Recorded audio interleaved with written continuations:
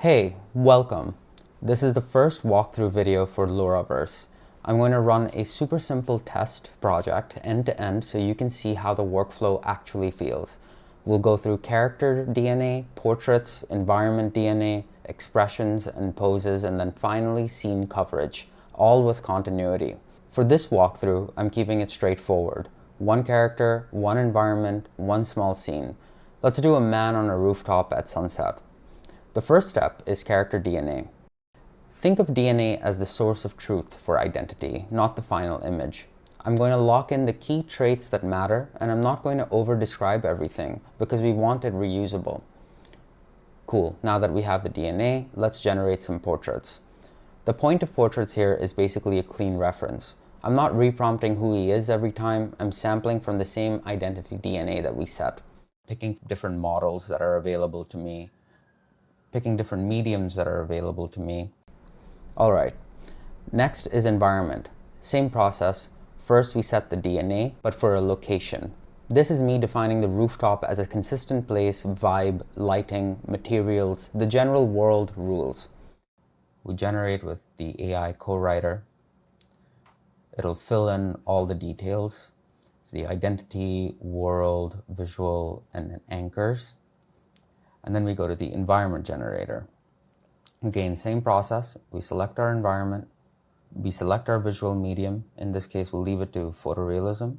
We can pick our model. Let's try what Seed Dance has for us. And, let's also try Flex 1.1 Pro at a medium shot. Cool. Now we have a few character references and a few environment references. Let's select which one we want to ladder up and proceed to the next step. From this point, we move on to the coverage and reference sheet workflows. There are a few workflows that we have for this. We have the expression sheet, the pose sheet, the environment coverage, and then finally the payoff, which is our scene coverage or soundstage. This is where it starts to get fun. Instead of hoping the model guesses the emotion I want, I can just ask for specific expressions and specific body language. I don't need every result to be perfect. I just need enough usable options so I'm not stuck later on. So let's get going. First, we want to get an expression sheet for our character Ken. You can pick sad, surprised, contemplative, fearful. While that's ongoing, we can do the same for environment coverage. In order to maintain continuity, it's always good to have various perspectives of your environment. So when you actually compose your scene, the AI is essentially able to understand where each element is spatially. We load up our environment.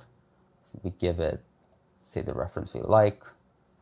And here you have the option for, if you want to write like aerial view and whatever else, and then you generate your coverage. Now that we have our character references, expression sheet, the coverage of the environment, the only thing that we're missing is the pose sheet for our character. It's optional, but depending on the type of shots you want, it's always a good idea to have it. So here we go to pose sheet, select our character. We want photorealism. Let's get, reach, interact, 3/4 relaxed, looking back, and how about a hands on hips, generate pose sheet. Like most generative AI platforms, we've also provided the ability for you to prompt, so you're not just locked into workflows that we provide. If you press Command K or the bottom tray over here, it opens up your little prompt bar. You have the options of various models that you can choose between T2I, I2I, and multi-I2I. You have the option to expand the command bar because sometimes your prompts get long and you kind of want a bit of some typing space. And then some models, let's say like Qwen Multi-Angle, have this extra Pro panel. So multi-angle is a model that allows you to kind of change the camera angle around your subject or your composition. And so we've exposed those parameters over here.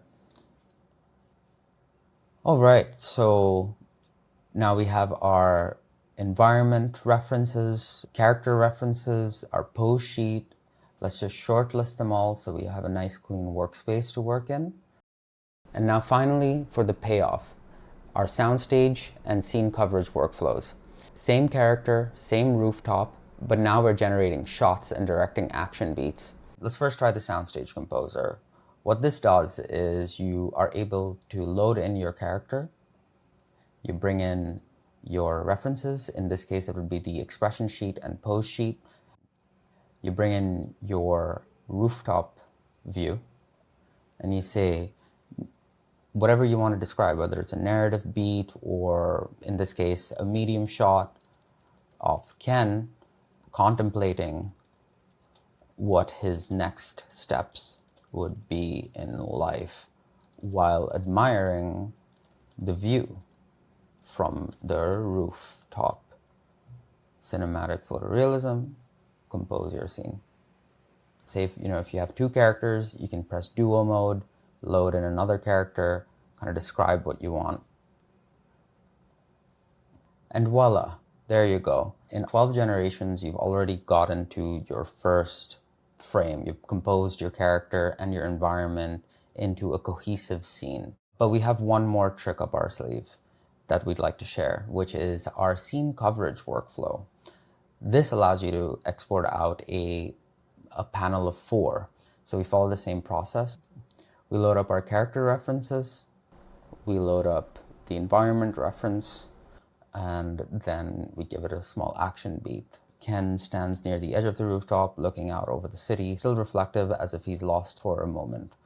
We also have these panel overrides that allow you to define shot type and an action beat. However, if you just leave this blank, then the action beat here is used to populate the rest of it. And there we have it, our 2x2 coverage of our character in their environment with continuity. And that's the loop for Loraverse. You define the character, you define the place, you generate coverage, and now you build scenes while keeping continuity intact. You can always return back to your project, everything is kept organized, so you can just pick up from your scene and start generating new environments for your character, new characters to bring into the scene. So you spend less time reprompting the same things over and over again, and more time actually making creative decisions and driving your intent. Thanks for watching. I'll catch you on the next one.